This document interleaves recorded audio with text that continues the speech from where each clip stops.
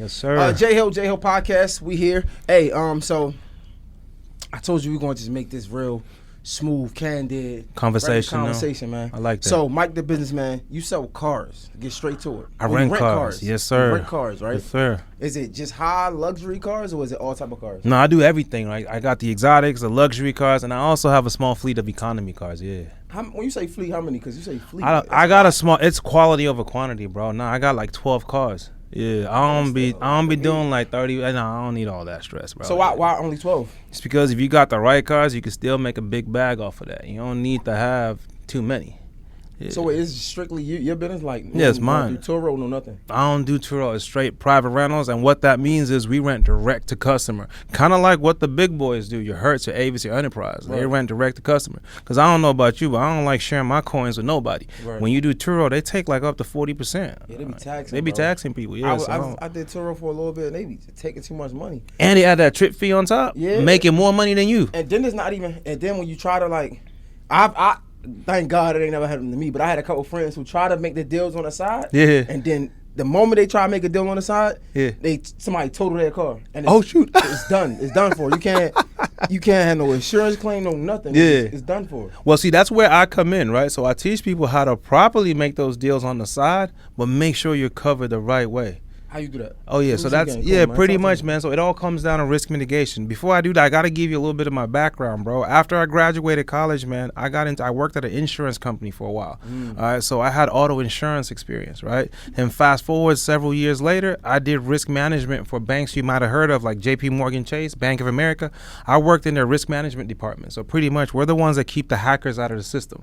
So it's all about risk. So for me, risk plus insurance in the car rental game was like, everything just clicked. Right. So whenever I'm renting out a car, bro, I'm vetting my customers. I gotta know everything about you before I just hand over my keys. I want to make sure you're not gonna dip out with my car. So I like to know when I hand over my keys, I could go to sleep at night and not worry if that car is coming back. Right. And if something does happen, I'm getting paid by insurance. Wait, how you vet? Because I can seem like I'm cool. I can come across like I'm, you know what I'm saying? Nah, bro, you cool and I'll rock with you and all. Bro, even if my mama came to rent a car, you still got to follow the process. We got processes and send your driver's license. We going to run your driving record. Okay. Yeah, send me over your insurance too. I got to make sure your insurance will cover my car. Okay. And that's very important. A lot of people don't do that, and that's how they get into those situations. Okay, so you was... Finish it with your story. Finish it before we get to the business. Yeah, so pretty much the way it works is, say you wanted to come, say you flew out to Dallas, right? You wanted a Lambo, right? You're like, yo, Mike, I'm coming into the airport. Meet me at the airport with a Lambo. Bet. All I'm going to tell you to do is send me your insurance card. Right. All right, you're going to send over your insurance card. And if you have a full coverage insurance policy, you can rent a car anywhere in the country, and your insurance policy will transfer over to that car. Facts. So we take advantage of that. Yeah. All right, so you can come in, and once I verify your insurance, I'm happy. I hand you the keys. But wait, I thought it had to be through like one of those big companies, because I literally just had this situation happen where they said they wouldn't do it for Turo, but they would do it for like a Hertz or... you got me giving out all the game, man. He asking good questions. I love it. Nah, so the way that works, good question, right? They got those mom and pop type companies. We don't mess with those. If your insurance company closes at 5 p.m. and they're closed on weekends, we're not rocking with them. Right. Yeah, all of them. But I say Geico. No, well, Geico, the Geicos, the State Farms, all states, they'll cover. Yeah, only thing Geico won't cover is if the car's over $100,000. Okay. Geico don't pay for those. But it's crazy because, like I said, I just went, so I think I did budget, right? Or Avis, something like that. But when I was saying if I could transfer it to Turo, they wouldn't do it. But if they do Avis, they can do it. So how can they cover your fleet of cars then? Yeah, so pretty much the way it works is we call once we get your insurance card, we'll call with the insurance company. So we'll do a three-way call with you, me, and the insurance company. And I'll just be like, hey, I got your client Jay here looking to rent my Lambo. I just want to make sure that his full coverage insurance policy would transfer over to my Lambo. And Geico will be like, okay, yeah, sure. What kind of car is it? Blah, blah, blah, blah. All right, yeah, he's good. His policy is active. He's on there as a driver. Yeah, he's good to rent. The big problem where people make a mistake at it is you need to know what they call the property damage he has on his insurance policy. Okay. It's very important. The property damage is how much Geico is going to pay if you total my Lambo. So let's say you got the cheapest insurance policy because you being cheap, you don't want to pay, for your policy, you just wanted to pay peanuts, right? You got the cheapest insurance policy they got. If your property damage is, say, only $20,000 and you rent a Lambo that costs $200,000, Geico's only going to pay $20,000. They're not going to pay $200,000. So while we're on the phone, all I gotta do is tell Geico, I just need you to increase his property damage limits to the value of the car you're renting. You can do that just for that trip. Right there, just for that trip. And it's cheap. It barely costs $5 or $10 to do. And that's it. They upgrade the policy right then and there, and then you can hand over the keys. So hold on. Let's pause. Before we keep going. Yeah. Let's rewind. We got deep already real quick. Let's rewind. So how much money was you making before you started doing this? All right. So I was in corporate America, right? So I was doing corporate. I was making about $110,000 a year. How long ago was this? This was barely just 3 years ago, bro. 3.5 years ago. That matters though, because like 100,000 10 years ago was pretty decent. That was good money. Yeah, this was just 3 years ago, bro. Just 3 years ago. Okay. And you know why I left, bro? Man, I bust my behind for this bank I was working at, and my boss promised me a promotion and a raise. I got the promotion, I got the fancy title, bro. They only gave me a $2,000 raise. I'm trying to retire my mom's. I'm like, yo, this ain't gonna work, because I lost my dad. And I'm like, I need to retire my mom's. I can't be. How long I got to work for corporate America just to make a decent income? So that's when I knew I had to do something else. So I had buddies that were doing car rentals, and they were making decent money. And just because I had that risk management background, I had that insurance background, it just clicked for me. It just makes sense. All I started doing was investing in all kinds of mentorships, got my credit right, and I jumped right in, bro. Yo, at what point of your life did you start making six figures, or was it you've been? Let's take three years ago before you hopped in the car rental, right? How long did it take you to start making six figures in corporate America? Maybe after I'd probably say 2017. I made my first 100,000 salary. So from 2017 to 2020, you was making like six figures. But don't forget they tax that. Insurance, all that. That's what I'm going. So I'm just wondering, right? So you tap into six figures. I feel like for all of us, we hear six figures coming up like fact. 6 figures is a lot of money. We think that, right. Then we start making six figures, and it's like, what the fuck? Yeah, I know. It ain't nothing. It really ain't nothing, bro. Like sheesh. If you got a family, it definitely ain't nothing. Damn. So when you said when you at the moment you said I'm gonna do my own business, right? Right. Did you just quit the job or cold turkey? Cold turkey. Damn. For real, cold turkey, bro. Why not just do both? Nah, because funny enough, I ran into a guy called Neo. I ran into Neo at a conference at a recession-proof Miami. And I told Neo about my fears. I told him I was in corporate and I wanted to just quit and pursue my dreams. But I'm scared. He's like, why are you scared? Like, you need to conquer that fear and just go ahead and do it. It don't work unless you work. Wait. We skipping some stuff, bro. Yeah. Hold up. Welcome to J Hill Podcast, bro. We can't skip these steps. Why was you even at the conference though? Because the conference is for entrepreneurs. I'm pretty sure you had to pay to be there. Yeah. Like, why was you even there? Yeah, because I was trying to find out what to do. I'm trying to leave corporate. I knew corporate wasn't for me anymore. So I was watching YouTube and I seen Neo and him 500 on a YouTube video, and there was they were promoting a conference. I'm like, bet, let me tap in. At the conference. For the conference. How much did I drop? It was just a couple $100, man. Maybe $100, $200 ticket. All right, that ain't bad. Because usually when them niggas be promoting shit, it be like 50,000, 75,000. No. That came later. Okay. No, I got into Neo's inner circle. That came later. Okay. Oh yeah. So you went to the conference. Yeah. Yo, tell the people about how important it is for the naysayers, for the non-believers, about being in that room, right? Ooh. And you spent $200 to be in this room. Yes, sir. And a lot of people, they look at it like, and I was one of them before I met Neo, before I met David Shands, before I met Ramel, Smitty, like David Omari. I was kind of like on the fence, like, man, I'm not paying $200 for this room. They just finesse me out my money. Yeah. You paid that $200. I did. Though. What came from it and how important was that to be in that room? Benjamin Franklin says it best. Benjamin Franklin said, if you empty the coins in your wallet into your mind will fill up your wallet with coins. Bro, the more you learn, the more you earn. And when that $200, guys, I kid you not, that had to be the best investment I made in my life, hands down. Because that exposed me to a world I didn't even know existed. A whole world of financial literacy, a whole world about taking ownership of your credit, fixing up your credit, leveraging the power of an LLC. Bro, setting up this car rental company, if I told people you could do the same thing too with no cash, no cars, no credit, would you believe me? You could do the same thing too today, no cash, no cars, no credit. Just have an LLC. And that's the stuff I took away from this conference, because see, education, what it does is it exposes you to information. Only difference between you and the next guy that's a millionaire is information. He's got information you don't have. So we have to constantly keep educating ourselves. Right. That's the way we elevate ourselves. Damn, so it was definitely worth it. Oh, 100%, bro. All right, so how, because bro, we talk, this is like candy conversations. Let's do it. Yeah, facts. Right? Yeah. They want to know how long it took for you to start making that bag. Like you went to the conference, you paid $200. Yeah. How soon or how long did it take you from that conference to you really starting this business and making some money from it? So I would say typically when I got started, I immediately got information. I started fixing my credit. That probably took me a few months, 2-3 months, getting all my ducks in a row. Right. So I quit my job and I was just living off my savings. I think I probably had like $10,000 to $15,000, $20,000 in savings at the time. I saved up for years. And that's what I was living off of while I was getting my LLC right, getting my credit right. And then I started planning my move to get into the car rental business. The second I had my LLC straight, had my credit good, that's when I started buying them cars.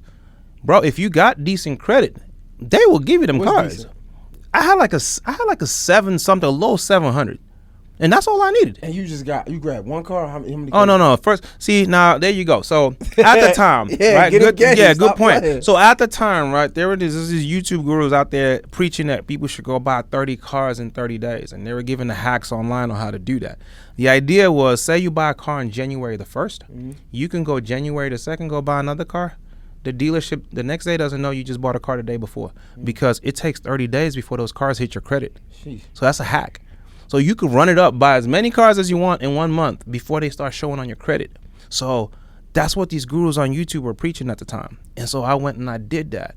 Do not make that same mistake, y'all. That almost wrecked me and bankrupted me. That's bankrupt several people. Because what happened was, and that's part of the learning experience, right? Because I was going off a free game. I didn't have a mentor telling me what to do. Bro, literally a month later after I bought 12 cars off the rip, I went out to a dealership and I bought a bunch of cars. A month later, I was out with my family. We're buying some stuff. I needed to apply for some store credit. I got declined. They're like, my DTI was too high. I'm like, what does DTI mean? They said my debt to income ratio was too high, that I owed too much money versus what I made. And it was because of all those cars I bought. It hit my credit and it crashed my score. And so I was jammed up. I didn't know what to do. And I couldn't get credit anywhere. And so I had to figure out ways, okay, how do I get those cars off my credit and how do I do it the right way? You know, I was using leverage. I was using the bank's money, but I was using it the wrong way. I was putting all those things on my personal credit. The way you're meant to do this the right way is have all them things on your LLC. You got a well-structured LLC, you can get 100 cars. That's the way to get into this business the right way. How did you get them off, though? Yeah, so I had to, credit repair, and then I was able to use my LLC to start refinancing a lot of those cars off of my personal into my LLC. That's how I got them all off. Yeah. But so even if like you say, I want a fleet, right? Let's say somebody go get 3-4 cars. Right. That gotta be scary though, cause like you still gotta rent them out. You still gotta get the clientele. You Facts. know what I'm saying? Like, yeah. 100%. How is that? How you getting the clientele? It's not that hard, actually. There's 3 ways I teach people to get clientele. You can do it organic, bro. Like social currency. You know people. If you know people, got friends, families. Everybody needs to know you as a rental car plug. Put the word out there. Let everybody know. They'll send you business. It's Facebook Marketplace. That's free. Put your car on there. I'm thinking, bro, if I got a Lambo, what you renting for like $200 a day, something like that? I rent my Lambo out for $1,400 a day. Right, ain't nobody paying. The people I know ain't paying no $1,400 for no. They rental. Do, bro. You'd be surprised, bro. And don't judge me. A lot of my clientele are like dope boys. Why? I don't know what I don't judge them. All I know is they pay cash out their money. Hey, the money clears. It clears the bank. I could withdraw that money. I don't ask what they do, but they take good care of my cars and they pay a lot of money for my cars. Yo, that's crazy. My guy does what is it? Airbnb. Yeah. And he noticed that anytime he do like a rental for like a cheap, if he just do a discount or something, they fuck. Those are the worst customers. Up. Bro, his crib be disgusting, but bro, when he charged an arm and a leg, it's like premium customers. He come back. They didn't clean the house. They took the sheets off, put it in the wash machine. There you go, because you're attracting premium clientele. They understand the value of the commodity you're renting or selling. Bro, but when you go cheap, that's the problem with these platforms. They attract cheap customers. That's why they be trashing your cars. All right, so that's one way you guys could do it, organic marketing. Another, when you start to scale and you get to like a level where I'm at, you got to do paid ads. So I'm doing your Google ads and your Facebook ads, your search engine optimization, things like that. That's how my phone stay ringing. All right, so wait, somebody got a rental car right now. They might got 2 or 3. Right? Yeah. What's the hack in the Google ads? How are you putting that information in? Yeah, so pretty much. Give me some game. I'm not an ads guy. I hire people to do my Google ads. So pretty much, yeah. I mean, they run the ads. It doesn't cost a whole lot of money, and then pretty much Google will rank your company at the top of the Google search. It'll show up on the front page, and people will just call you for your car. Damn. That's how we get calls all day, every day. It's really not that hard. It works if you work. Man, you say it's not that hard. Bro. It ain't. If it wasn't that hard, everybody be doing it. They should. They should. If you put your mind to it, you actually go out there and do it, it'll work, bro. That's the way the universe is, 720 man. Credit score. I get my You don't LLC. even need that, bro. No credit. Get busy. No way. Okay. I'll break the play down for you. All right. Say you have bad credit. All right. Do you know people? I need you to know, if you don't have credit, you don't have money, you got to bring something to the table. Okay. At least bring social currency. You need to know people. I know people. Right. There you go. Bet. So you start off as what they call a broker. Okay. Okay. A broker basically is a middleman.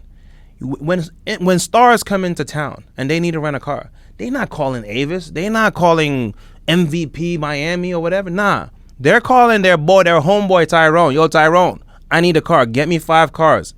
And then Tyrone is the one that's hooking them up, organizing them. Tyrone acts as a broker. Tyrone will call people like me.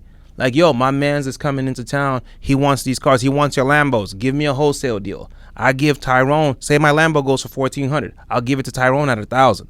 Tyrone makes the extra $400 on top.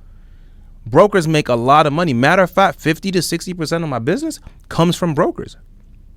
I'm going to even shock you even more. Bro, 80% of the car rental companies' websites you see out there, they're not real companies. They're owned by brokers. They don't own any of the cars on those websites. You would never know. When you book, you call them to book, they contact people like me. Like, yo, I got a booking for a Rolls Royce, or I got a booking for a Lexus. Can I use yours and make some money on top? Yo, you know what's crazy, bro? The whole world is corrupt. He said the whole world is corrupt. They hustling, bro. That's legal. You know who else does that, bro? Ooh. Not to like go off the bank. Facts. Like, they take your money, yeah. They go run, yeah. That's why when you ask for like a certain amount, yeah, you gotta come in. They ain't got it. Like they ain't got my money. Like, where's my money? They gotta go get it from someone else. Facts. That's exactly what's happening, bro. Yo, that's crazy. Yeah, that's the way, bro. Brokers make a lot of money. Matter of fact, I had this one deal, yo. I rented out my my Lamborghini. When I first bought my Lamborghini Huracan, second it arrived, right? Somebody rented it out. He wanted to rent it out for $30,000 a month. And he ended up keeping that car for almost 3 months, pay me 70 bands. A broker brought me that deal. Bro, he could have bought one. He could have. Some people don't want to put their names on paper. I don't ask questions. Somebody kept my BMW i8 for a whole year, paying me $4,700 a week. Bro, like, you can make a lot of money in this business. So if you're a broker, you don't have no cash, no cars, no credit, that's the best way to start off as. Start off as a broker, leveraging other people's cars. All right, leveraging if you have family members that got good credit, joint venture with them. You bring the rental knowledge, you use their cars, and go run the play. Sheesh. And then, but here's what I always tell my brokers, though. I tell them, be working on yourself too at the same time. All right, I don't want you to stay where you're at. Go get an LLC. Start cleaning up your credit. It's 2023. Your credit works. Credit repair works. No, facts. Clean your credit up. That way, you can also boss up and start renting out your own vehicles. Yo, wait. So what's the most you made in a month?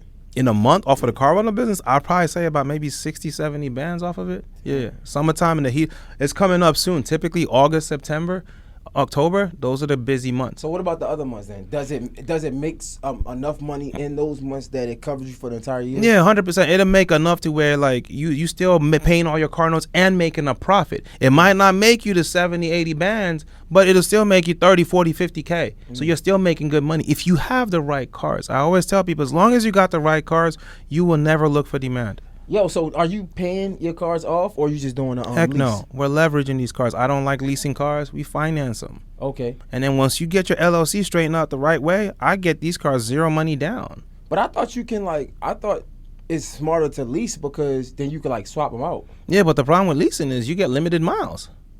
Okay. And you renting the cars out, you gonna go over on the miles. So when you financing, you never just like when you get all your bread, you never like just pay it off or nothing like that? Never. Heck no. Why would I want to do that? Nah, bro. I want to come into the game with as little skin as possible. I only ask that because I'm assuming if it's paid off, now you don't have to pay no car note. Now it's just straight. Nah, I'd rather finance that mug for 5, 6, 7, however long, and then let the car pay itself off. Okay. I'm not using my coins to pay off no car. Okay. The only time I put my money in the game is with certain exotics. Yeah, the bank's gonna need you to come to the table with something. Okay. Yeah.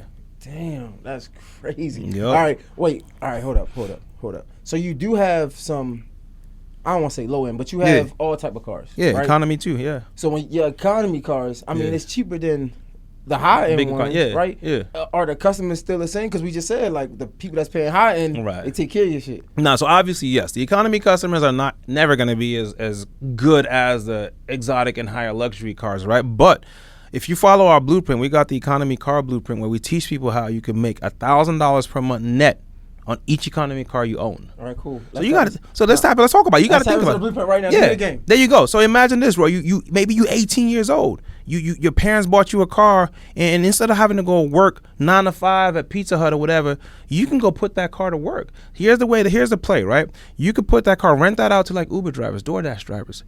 Who do you think supplies them with those cars? It's car rental companies like us, and we charge them a minimum of $250 to $400 a week, and they pay, bro. So that's in 4 weeks. That's almost $1,600 you could get off of an economy car. How much are your payments on that car? Like $300-$400 a month? No, facts. There you go. That's how I come up with those numbers, 1,000 net. And I'm being conservative. If you just charge $250. No, listen. I just text my man, right? So yeah. I'm renting somebody's car, and it's cheap. It's great price. There you go. It's like $250 a week. But I just looked at my Cash App, and I'm like, bro, why am I paying you all this money? There you go. Guess what? I'm like, bro, my car wouldn't even be half of this shit. These guys, for whatever reason, maybe they ain't got good credit. Whatever reason it is, they need a car to get from point A to point B. Yeah, facts. You never know. Because in my situation, it's just my car messed up or something like that. Yeah. And I just needed a whip for the time being. But the time being turned into long time. 3. Boom. So, and that's the reason why people like the economy car play, because it's long term. All right, because these guys, like the way I run it, I'm not doing no daily rentals. I ain't playing that $30 crap. Nah, I ain't 30 a day. Nah, it's weekly minimum or monthly. And these guys, number two, they don't want to see you as much as you don't want to see them. Right. So once you hand over the keys, they're gone. They got to go work. Yeah. Let them work. And then every week, hey, cash at me. And send me a picture of the mileage. Send me a picture of the mileage so I make sure you're not going over on the miles. That's it. Damn. Sheesh. So, okay, wait. So how are you getting the clientele though? If you want to rent it to Uber drivers, how am I getting those customers? Several ways, bro. The best way is just organic, yo. Facebook Marketplace. Put that car up on Facebook Marketplace. They gonna blow you up. They gonna blow you up on Facebook. Just take good pictures, post it on Facebook Marketplace. That's all you need to do. Or if you know Uber Hangouts, Facebook groups where Uber drivers hang out, or drive by your airport, go meet them and let them know what you got. Damn. So now you about to do a workshop, right? Yeah, got a free workshop, yo. I've got a free workshop. It's Rental Profits Masterclass. All right, I'm teaching you guys everything you need to know to get started in the car rental business. All right, it's a free one. Normally I charge for this stuff. I'm giving it to y'all for free. So y'all tap in. Wait. Why is it for free? Now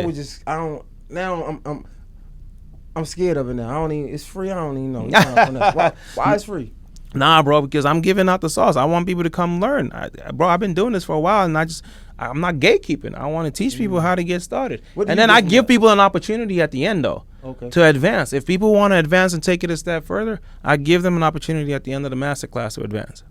And you got to pay for that. Yeah, if you want to advance, 100%. Yeah, most people want to tap in and get more sauce. Why do you do that? I see so many entrepreneurs. Yeah. It's like a never-ending revolving door type thing, right? You go to their website or you go to their class, and it's like, pay for this. All right, bet I pay for this. Then like, pay for that. Then I pay for this. Like, God damn, man. Like, can I just pay for one thing at the whole? If I want everything from you, right? Can I just pay one time? Yeah, 100%. I don't know about the revolving payments and all of that. We don't do that. But one thing I will tell you is, if you don't pay, you don't pay attention. I know that for a fact. All right, there's no rich person. Time is money. No rich person is going to take time out of their time, their busy schedule, to come give you all the game that cost them millions of dollars to learn.